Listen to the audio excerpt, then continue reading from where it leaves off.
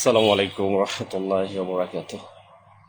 আলহামদুলিল্লাহ, যাবতীয় প্রশংসা গুণগান একমাত্র মহান আল্লাহ সুবহানাহু ওয়া তাআলার জন্য। দরুদ ও সালাম বর্ষিত হোক আখিরি নবী, প্রিয় নবী জনাবে মুহাম্মদুর রাসূলুল্লাহ সাল্লাল্লাহু আলাইহি ওয়াসাল্লাম। আল্লাহুম্মা সাল্লি আলাইহি আল্লাহুম্মা বারিক আলাইহি। সম্মানিত দিনী ভাই বোনেরা, দেশ এবং প্রবাস থেকে যারা লাইভে যুক্ত হয়েছেন বা যুক্ত হবেন, সকলের প্রতি অনেক অনেক শুভেচ্ছা, ভালোবাসা। আলহামদুলিল্লাহ, আমরা নিশ্চয় অবগত হতে পেরেছি যে বাগেরহাট খান জাহান আলী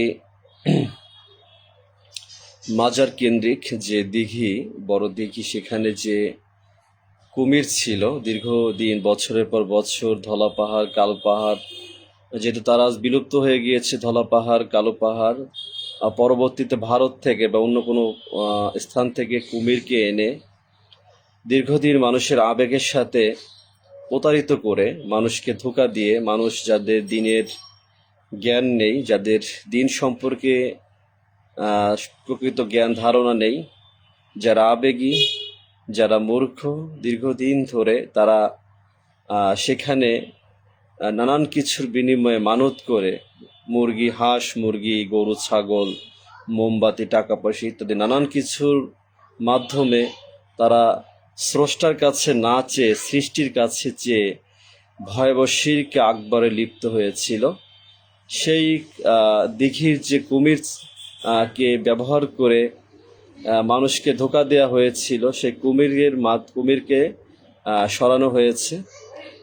আপনারা হয়তো অবগত হতে পেরেছেন। আলহামদুলিল্লাহ। আসলে আমি প্রথমে এটাই বলবো যে একটা বাচ্চা মারা গিয়েছে, তার তাকদিরে মৃত্যু ছিল এইভাবে, কিন্তু আল্লাহ সুবহানাহু ওয়া তাআলা কাছে আমরা অশেষ কৃতজ্ঞতা স্বীকার করি আলহামদুলিল্লাহ যে আল্লাহ তাআলাই এইভাবেই তিনি ওই স্থানের মানুষকে কিছুটা হলো এই ভয়াবহ শিরিকে আকবর থেকে হেফাজত করেছেন।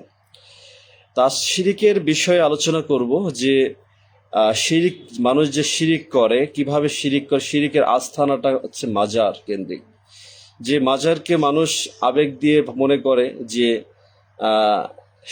হজরত শাহজালাল, হজরত শাহপরাণ, বাইজিদ বোস্তামি, হজরত খান জাহান আলী, এরা তো অনেক, এরা ওলিয়া উলিয়া, এরা তো বুজুর্গ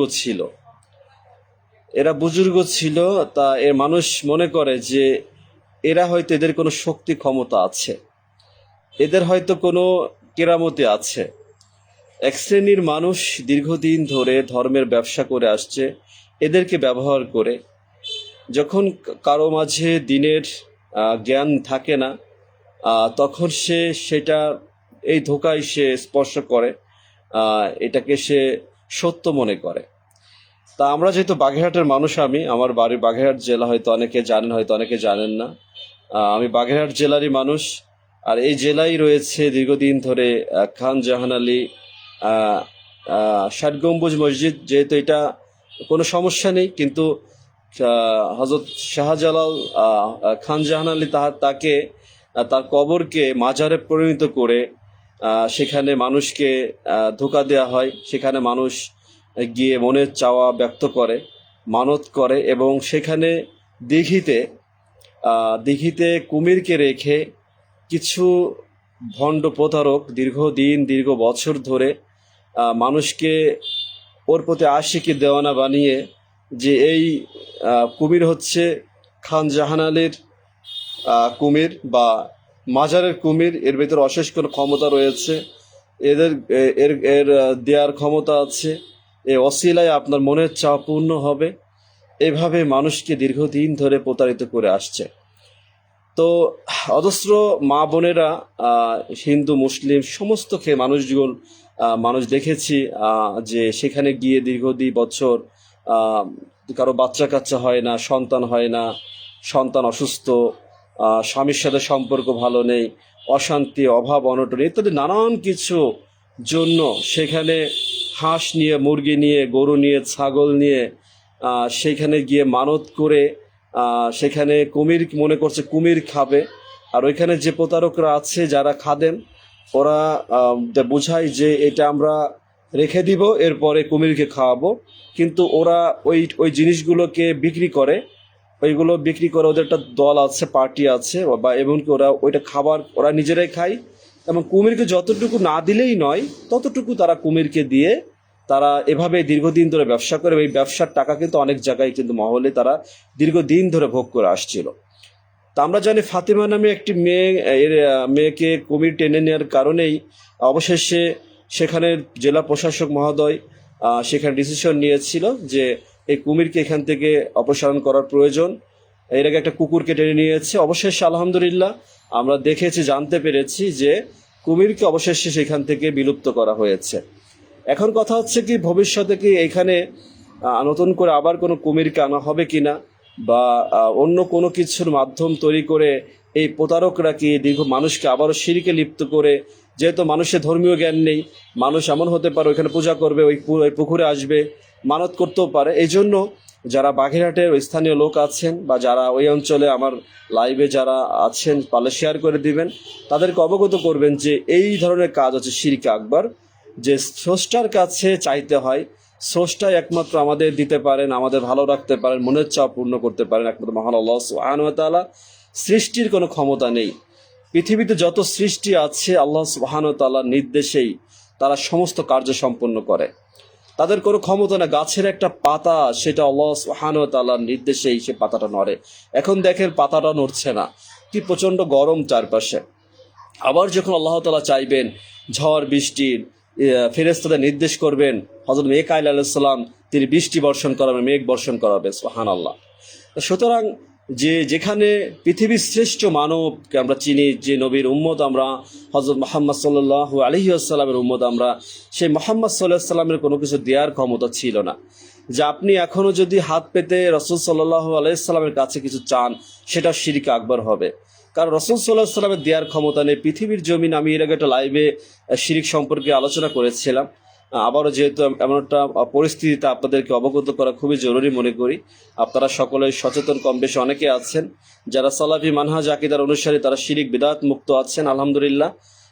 এটা অবশ্যই সৌভাগ্যের বিষয়। কিন্তু অনেক হানাফি মাযহাবের অনেক ভাইরা, বোনেরা, মা বোনেরা তারা কিন্তু এই শিরক বিদআতে লিপ্ত রয়েছেন দিন না বোঝার জন্য।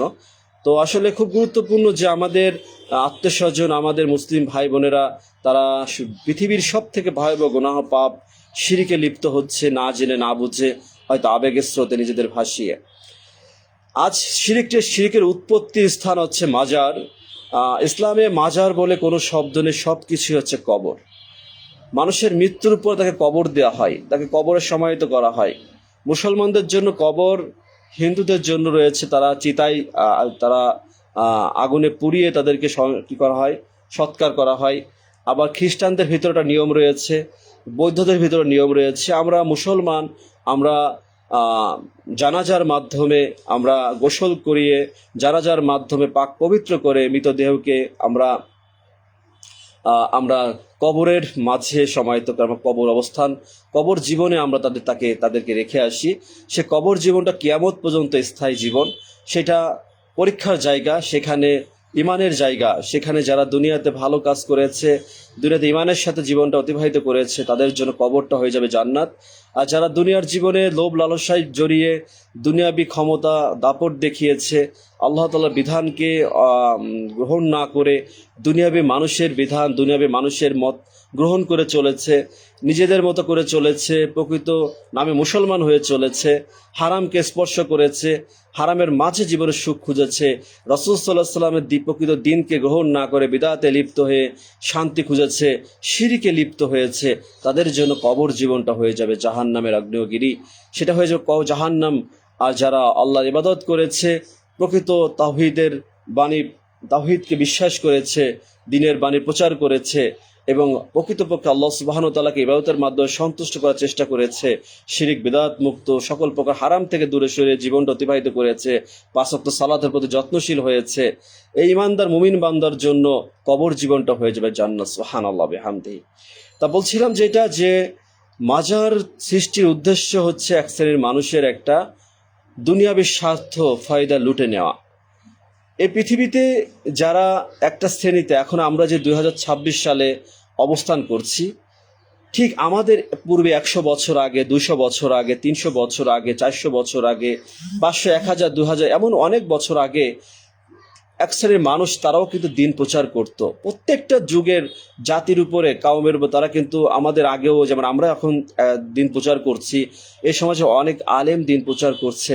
একদিন তারা জমিনে থাকবে না, তারা জমিনে তাদের কোনো চিহ্ন থাকবে না, তাদের গল্প কিন্তু মানুষ শুনবে। ঠিক আমরা যেভাবে আমরা গল্প শুনি, আমাদের পূর্ব প্রজন্মের গল্প শুনি, এই যে হযরত শাহজালাল, শাহপরাণ, খান জাহান আলী, তারা আউলিয়া ছিল, আমরা তাদেরকে দেখিনি, তাদের জীবনযাপন, তারা ইসলাম প্রচার করতে এসেছিলেন এই বাংলাদেশে।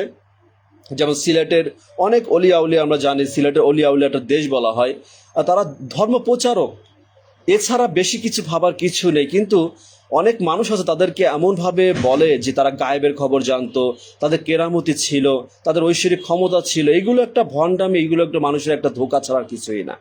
এগুলো মানুষকে জানানো হয়েছে, মানুষকে, হ্যাঁ তাদের ক্ষমতা ছিল, তাদের ইমান আমল মজবুত ছিল, হয়তো তারা আমল করেছে, তারা দিন প্রচার করেছে, মানুষকে ইসলামের পথে আহ্বান করেছে, অবশ্যই তারা তাদের ভালো কাজের পুরস্কার তারা পাবে।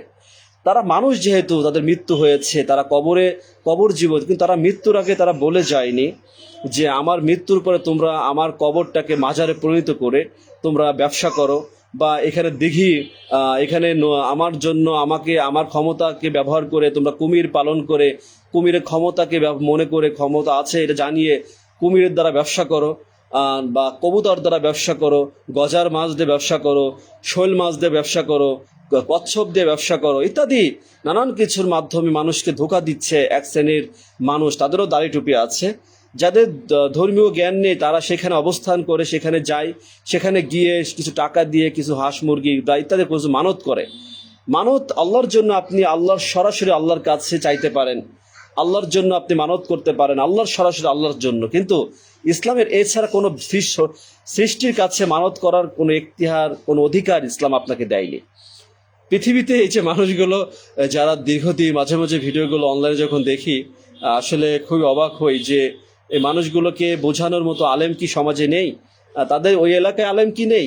আসলে এইটাই যে যারা প্রকৃত আলেম আমাদের সমাজে খুব কম, অধিকাংশ ধর্ম ব্যবসায়ী।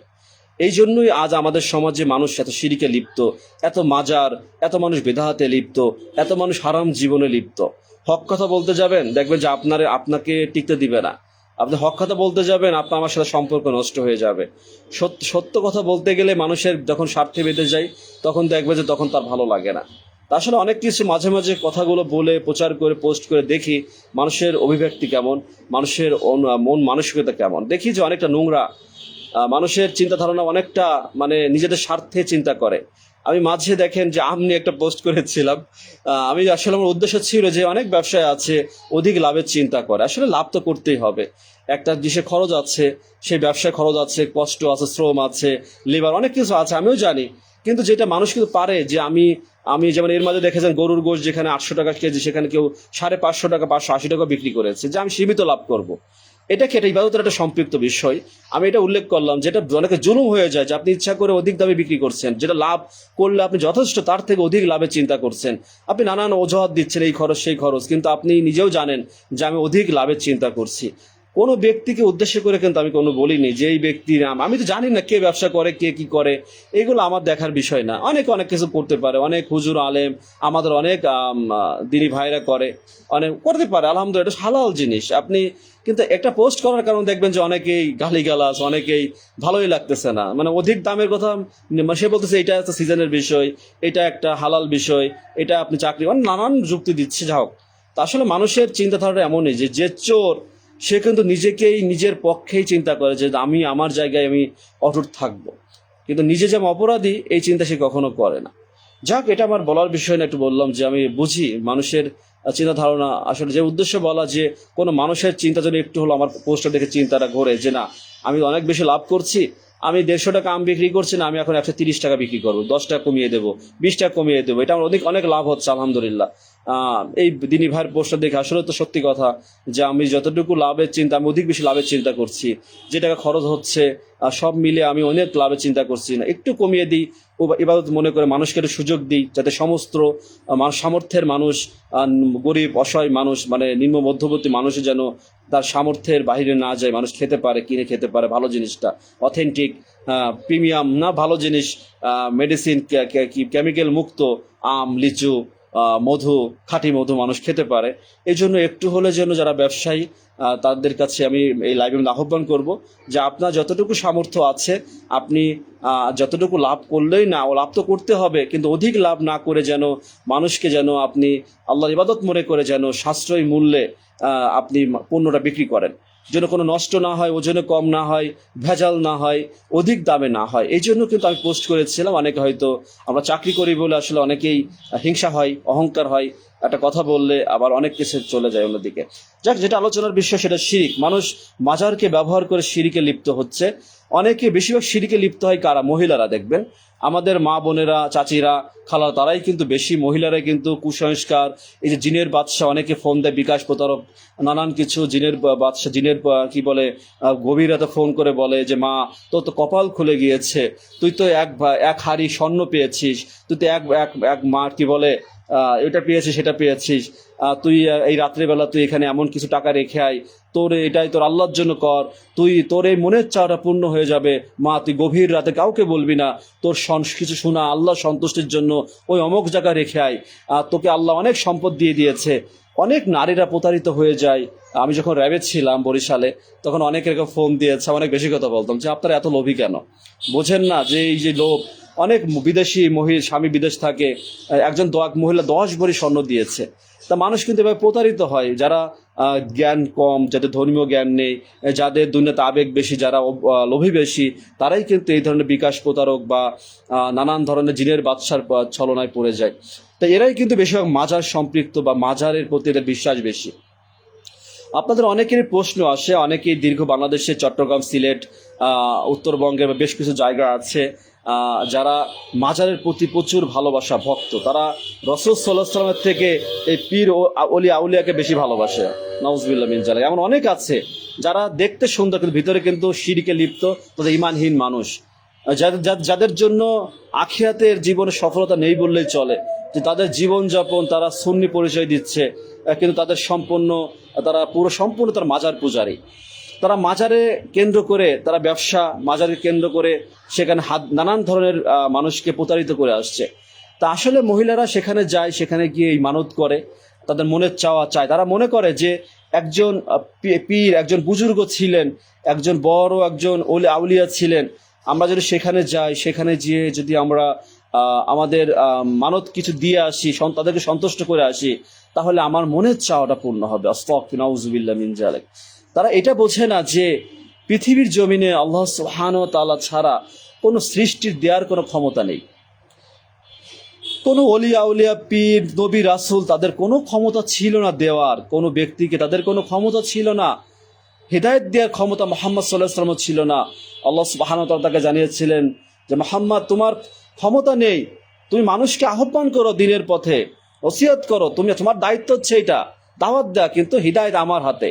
হিদায়ত মোহাম্মদ সাল্লাল্লাহু আলাইহি ওয়াসাল্লাম যেখানে মানুষকে হিদায়ত দেওয়ার ক্ষমতা রাখেনি, যদি থাকতো তার চাচা আবু তালেব পেয়ে যেত।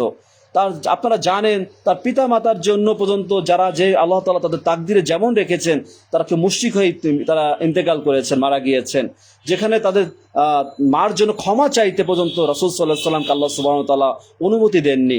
হ্যাঁ, এখানে আমরা অনেক শিক্ষা আছে এখানে, যে সেখানে পৃথিবীর শ্রেষ্ঠ যার মোজেজা ছিল, তিনি পিছনে প্রত্যেকটা নবী রাসূলের কিছু না কিছু মোজেজা ছিল, আল্লাহ তাআলা সেটা তাদেরকে দিয়েছেন। তাদের কোনো ক্ষমতা ছিল না। যেমন নবী ইউসুফ আলাইহিস সালাম, তিনি স্বপ্নের ব্যাখ্যা করতে পারতেন, যে স্বপ্ন কেউ দেখলে তার স্বপ্নের যে একটা ব্যাখ্যা আছে, কি ঘটতে পারে আগামী দিনে, এই যে গায়েবের একটা খবর, এটা আল্লাহ তাআলা তাকে জানিয়েছেন। তার কোনো জানার ক্ষমতা নেই পৃথিবীতে। ঠিক প্রত্যেকটা, যেমন সুলাইমান আলাইহিস সালাম বাতাসের সাহায্যে উঠতে পারতেন, চলতে পারতেন। নবী ঈসা আলাইহিস সালাম যেমন মৃত মানুষকে জীবিত করাতেন। আল্লাহ তাআলা এই কুদরতের মাধ্যমে যাতে মানুষ আল্লাহকে বিশ্বাস করে, ইসলামকে বিশ্বাস করে, এক আল্লাহর ইবাদত করে, এই জন্য কিন্তু প্রত্যেকটা নবীকে আল্লাহ তাআলা কিছু মুজিজা দিয়েছিলেন। তাদেরকে সেভাবেই, যেমন আপনারা জানেন সূরা কাহাফে যেমন ৩০৯ জন, যার তারা দীর্ঘ ৩০৯ বছর তারা একটা গুহায় তারা ঘুমিয়েছিলেন। তো এই ঘুমটার উদ্দেশ্য ছিল এটাই, এটা কিন্তু মানুষকে ঈমানের পথে আনা, বিশ্বাস স্থাপন করা যে আল্লাহ সুবহানাহু ওয়া তাআলা ক্ষমতা, আল্লাহ সুবহানাহু ওয়া তাআলা কুদরত, তিনি কি করতে পারেন। মুসা আলাইহিস সালাম যেভাবে ফিরাউনকে যেমন একটা লাঠিতে আঘাত করলে সাপে পরিণত হয়েছেন, এটা আল্লাহ সুবহানাহু ওয়া তাআলা কুদরত। তাদেরকে তাদের মাধ্যমে ওই অবিশ্বাসীদের বিশ্বাস স্থাপন করার জন্যই কিন্তু আল্লাহ তাআলা তাদেরকে ক্ষমতাটুকু দিয়েছেন। আল্লাহ যতটুকু চেয়েছেন তখন ততটুকু তারা পেয়েছেন। আল্লাহ সুবহানাহু ওয়া তাআলা যতটুকু রাসূল সাল্লাল্লাহু আলাইহি ওয়াসাল্লামকে ওহীর মাধ্যমে জানিয়েছেন, রাসূল সাল্লাল্লাহু আলাইহি ওয়াসাল্লাম ততটুকুই জেনেছেন, ততটুকু তিনি বলেছেন। এছাড়া তিনি বাহিরে কোনো কিছুই বলার সাধ্য ক্ষমতা ছিল না। অনেকেই বলে রাসূল সাল্লাল্লাহু আলাইহি ওয়াসাল্লাম গায়েবের খবর, যে নাউযুবিল্লাহ মিন জালিক।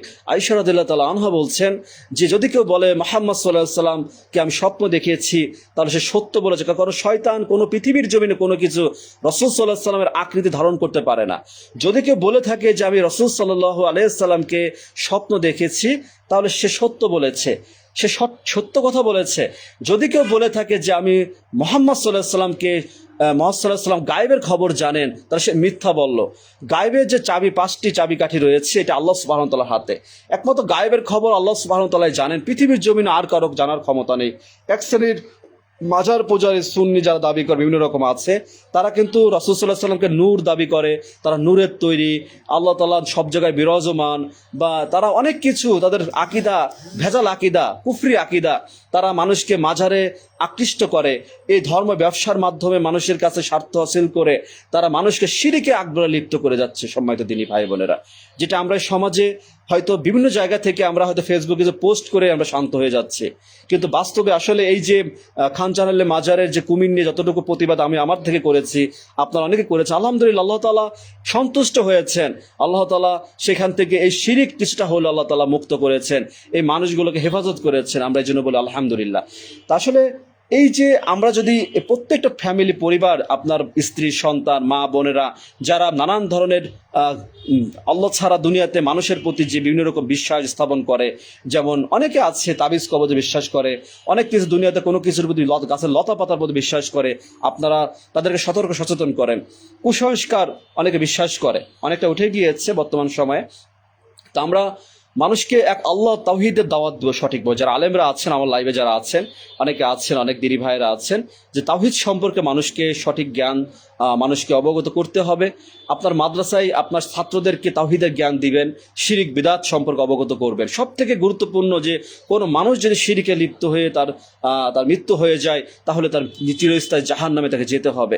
এই জন্য আমাদেরকে প্রত্যেকের স্থান থেকে আপনার যে ধর্মীয় জ্ঞান, অনেক বই পুস্তক পড়ে কি হবে যদি আপনি শিরিক না বোঝেন, বিদআত না বোঝেন, হারাম থেকে দূরে সরে না থাকেন।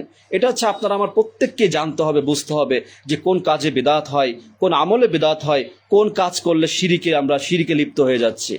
তা আমাদের সমাজে শুধু এই খান জাহান আলী যে কুমির, দিঘির যে কুমির না, বাংলাদেশে অনেক জায়গায় আছে যেখানে কবুতর, যেখানে গজার মাছ, যেখানে শোল মাছ, যেখানে জালালি কবুতর, যেখানে কচ্ছপকে ব্যবহার করে মানুষ কিন্তু, বা গাছকে ব্যবহার করে, ইত্যাদি নানান কিছু ব্যবহার করে কিন্তু একদম মানুষকে শিরিকে লিপ্ত হচ্ছে, ব্যবসা করে যাচ্ছে।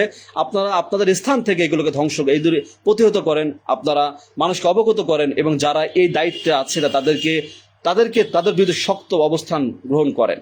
এটা ইমানের দায়িত্ব। আমাদের এই জিহাদ হচ্ছে এখানেই। অনেকে মনে করেন জিহাদ মানে শুধু ফিলিস্তিনিতে, গাজাতে, ইসরায়েলের যুদ্ধ হচ্ছে, এদেশে আমরা মজু খাবো না, সরি, এদেশে কোকাকোলা খাবো না, স্প্রাইট খাবো না, একটু বাটার শোরুম ভাঙবেন, এটা না। বাস্তব জীবনে এখানে হচ্ছে জিহাদ হচ্ছে এখানে, যেখানে মানুষ শিরিকে লিপ্ত করছে, মানুষ মাদকে সম্পৃক্ত করে সমাজকে নষ্ট করছে, সে মানুষকে ধ্বংস করছে খারাপ কাজে, নানান ধরনের চারপাশে দেখেন PUBG, free fire, online games, নানান কিছুতে মানুষকে ধ্বংস করছে নিষিদ্ধ দ্রব্যের মাধ্যমে। আপনারা সচেতন হয়ে, একত্রিত হয়ে, আল্লাহকে ভয় করে এটা প্রতিহত করার চেষ্টা করেন। আমরা ইনশাল্লাহ দেখবেন যে সমাজ পরিবর্তন হয়ে যাবে। প্রিয় ভাই বোনেরা, আসলে আনন্দের বিষয় যে যখন দেখলাম যে কুমিরটা সরানো হয়েছে, হয়তো আপনাদের মনেও ঠিক একই আনন্দ বিরাজমান ছিল। আলহামদুলিল্লাহ, এটা অনেকটা আনন্দ, মানে এটা যে কতটা আমি খুশি হয়েছি যে আমার মুসলিম ভাইয়েরা অনেকে আছে যারা না জেনে না বুঝে শিরিকে লিপ্ত হয়েছে। আল্লাহ তাআলা তা তওবা করুক, আল্লাহ তাদের ক্ষমা করেন। কারণ শিরিক যে কতটা ভয়াবহ, আমি আমার ব্যক্তিগতভাবে জীবনে যখন থেকে দিন সম্পর্কে বোঝার চেষ্টা করেছি, জানার চেষ্টা করেছি, আসলে নিজের সম্পর্কে বলাটা মানুষের কাছে ভালো লাগার কথা না। যার যার প্রশংসা এটা তার কাছে থাকাই ভালো। তবে শিরিক, বিদআত, হারাম জিনিসটাকে খুব অপছন্দ করেছি প্রথম থেকেই। যদিও মানুষকে যদি বলি, কেউ মানতে রাজি হবে না, কেউ বিশ্বাস করতে চাইবে না। তবে আমি মনে করি যে সবার স্থান থেকে আমরা যেন এর প্রতি যত্নশীল হই যে আমার ইমানটা ঠিক আছে কিনা। অনেকে মুশরিক হয়ে যাচ্ছে, ইমান নষ্ট করছে নানান কিছু বিশ্বাস করার কারণে, কুফরি মতামত চিন্তা করার কারণে। আমাদের সমাজে অনেকে আছে যারা মোহাম্মদ সাল্লাল্লাহু আলাইহি সাল্লামকে তারা নূরের সাথে দাবি করে, মনে করেন নূর মানে তো অনেক দামি কিছু, আমি মাটি কেন বলবো? রাসূল সাল্লাল্লাহু আলাইহি সাল্লামকে আমি মাটি বললে তো তার সম্মানকে ছোট করা হয়, তাকে খাটো করা হয়। কিন্তু জানে না যে মাটির সম্মান পৃথিবীতে সব থেকে বেশি। নূর তো ফেরেশতা, তাদের কোনো সন্তান বংশ বিস্তার কিছুই ঘটে না। নূরের কোনো দুনিয়ার জমিনে তাদের ব্যক্তিগত কোনো কাজ ক্ষমতা নেই। কিন্তু যে ব্যক্তির সন্তান হয়, যে ব্যক্তির মৃত্যু আছে, সে কখনো নূর হতে পারে না। সে মাটির তৈরি। পৃথিবীর শ্রেষ্ঠ মানব মোহাম্মদ সাল্লাল্লাহু আলাইহি সাল্লাম ছিলেন মাটির তৈরি, শ্রেষ্ঠ মানুষ ছিলেন তিনি, আমাদের মতো মানুষ ছিলেন না। তারপর ওহী নাজিল হতেন, তিনি সামনে থেকে পিছন থেকে তিনি পিছনে একটা মহল তিনি দেখতে পেতেন। তার অনেক তাদের আল্লাহ সুবহানাহু ওয়া তাআলা তাকে তার অশেষ তার রহমত দ্বারা, বরকত দ্বারা আল্লাহ সুবহানাহু ওয়া তাআলা তাকে তার জীবনটাকে আল্লাহ সুবহানাহু ওয়া তাআলা অতিবাহিত করেছেন। তা প্রত্যেকটা নবীকে আল্লাহ সুবহানাহু ওয়া তাআলা পৃথিবীতে পাঠিয়েছিলেন সে জাতিকে সঠিক পথে ফেরানোর জন্য, সে জাতিকে অন্ধকারচ্ছন্ন জীবন থেকে, সে শিরিকে, এই কুফরি, এই ধরনের অন্ধকারচ্ছন্ন জীবন থেকে আলোর পথে নেওয়ার জন্য। তা আমরা এই জামানায় থেকেও আজ শিরিকে লিপ্ত হয়ে যাচ্ছি, যেখানে দিনকে পরিপূর্ণ, যেখানে মুহাম্মদ সাল্লাল্লাহু আলাইহি সাল্লাম আমাদেরকে পরিপূর্ণ দিন রেখে গিয়েছেন আমাদের জন্য, কিতাব রেখে গিয়েছেন, কোনটা শিরিক কোনটা বিদআত। তারপরও মানুষ, এই মুসলিম সমাজের মানুষগুলো, এই দেশের মানুষ এই মাজার, এই কুসংস্কারে মানুষ লিপ্ত হয়ে আছে। আপনি বলতে যাচ্ছেন যে সেখানে আপনি মাজার জিয়ারত করা তো সুন্নাহ, তাই তো? আসলে ইসলামে মাজার বলে কোনো শব্দ নেই, কবর। আপনি চলছে একটা কবর দেখেছেন, আপনি সেই কবরের সামনে যেয়ে নিজের মৃত্যুকে স্মরণ করতে পারেন, দোয়া করতে পারেন একাকিত্বভাবে। এটা সুন্নাহ, কোনো বিষয় না। আপনার পিতামাতার কবর, আত্মীয় স্বজনের কবর, যে কোনো মনে করেন কোনো পীরের কবর বা আপনি করতে পারেন, কিন্তু সেখানে আপনি কন্টিনিউ যেতে হবে একটা নির্দিষ্ট, এমনটা না। আপনি সেখানে অবস্থান করে সেখানে যে পীরের কাছে যে দোয়া করতে করতে হাত পেতে বলবেন, হে খান জাহান আলী, এ শাহপরান, এ শাহজালাল, তুমি আমার মনের চাওয়া পূর্ণ করো, নাউজুবিল্লাহ মিন জালিক, তুমি আমার সুস্থতা দান করো, তুমি আমাকে সন্তান দাও, আমাকে ধনী বানিয়ে দাও, আমার রোগ মুক্তি করে দাও, আমার এটা করো, ইত্যাদি করো, নাউজুবিল্লাহ মিন জালিক। তাহলে আপনি শিরকে আকবরে লিপ্ত হয়েছেন, আপনার ঈমান হারিয়ে গিয়ে আপনি মুশরিক হয়ে গিয়েছেন। যদি ওই অবস্থায় তওবা না করে আপনার মৃত্যু হয়, তাহলে চিরস্থায়ী জাহান্নামে আপনাকে যেতে হবে। যতই আপনি বড় আলেম হন না কেন, যতই আপনি সারা রাত তাহাজ্জুদ পড়েন না কেন, সারাজন 5 ওয়াক্ত সালাত আদায় করেন না কেন, হালাল পথ বর্জন করেন না কেন। প্রিয় দিনী ভাই বোনেরা, যে শিরিক কতটা ভয়াবহ, যে আমাদের মা বোনেরা, আমাদের মানুষেরা, চারপাশে অনেক অশিক্ষিত মানুষ যাদের ধর্মীয় জ্ঞান নেই, যারা সেখানে প্রতারিত হয়ে যাচ্ছে। আপনি 1 টাকা যদি মাজারে যে মানত করেন, 1 টাকা, আমি আমার মাঝে অনেক ভিডিও ছিল, আমি আমার পুলিশের পোশাক পরার জন্য আমি ডিলিট করে দিয়েছি। অনেক গুরুত্বপূর্ণ ভিডিও ছিল শিরিকের, বিদআতের, কষ্ট হয়েছে এগুলো ডিলিট করার জন্য, করতে নিরুপায় হয়ে ডিলিট করেছি। যাই হোক, এখানে আমি মাজারে যে আমি টঙ্গী ইস্তেমার মাজারে যে মানুষগুলোকে আমি বুঝিয়েছি, মানুষকে জানিয়েছি যে এখানে 1 টাকা না, মানুষকে, অসহায় মানুষকে 1 টাকা দান করো, অসুস্থ মানুষকে সাহায্য করো চিকিৎসার জন্য। কিন্তু এই মৃত মানুষের কোনো ক্ষমতা নেই, সে কিছু দিতে পারবে না, সে আপনার কোনো চাওয়া পূর্ণ করতে পারবে না, এখানে আপনার দেওয়ার কিছুই নেই। তাদের কোনো ক্ষমতা নেই, শক্তি নেই, কিন্তু মানুষ মনে করছে এখানে 10 টাকা, 5 টাকা, 20 টাকা, 100 টাকা কোনো কিছু দিলেই মনে হয় আমার মনের চাওয়াটা পূর্ণ হবে। এটা হচ্ছে শিরক। যে পৃথিবীতে কোন সৃষ্টির কাছে আপনি চাচ্ছেন, মনের চাওয়া দাবি করছেন, আপনার আকাঙ্ক্ষা, আপনার মনের কষ্ট ক্লান্তি তাদের কাছে সেটা নিরাসনের জন্য আপনি চেষ্টা করছেন না, আপনার সকল কষ্ট, সকল যন্ত্রণা, না পাওয়া, চাওয়া, সবকিছুর মালিক একমাত্র মহান আল্লাহ সুবহানাহু ওয়া তাআলা। এটাই সালাফদের আকীদা, এটাই সালাফে আহলুল হাদিসদের আকীদা, এটাই প্রকৃত, এটাই মুসলমানের দায়িত্ব যে আপনাকে প্রকৃত ইবাদত করতে হবে আল্লাহর, এক আল্লাহর ইবাদত করতে হবে, শিরিক বিদআত মুক্ত আমল করতে হবে। পৃথিবীর জমিনে সঠিক পথে চললে অনেক আঘাত আসবে, অনেক মানুষ কটূক্তি করবে, সমালোচনা করবে, গালি দিবে, তবুও এই পথই সঠিক পথ, এই পথেই আছে শান্তি। যদি মৃত্যু হয়ে যায় ইনশাআল্লাহ আল্লাহ তাআলা আপনাকে, আমাকে, আমাদেরকে সফলতা দান করবেন সে কিয়ামতের কঠিন দিনে। প্রিয় দিনী ভাই বোনেরা, সব কথাগুলোই জানা কথা, সব কথাগুলোই সহজ কথা, তবু আমরা মানতে চাই না।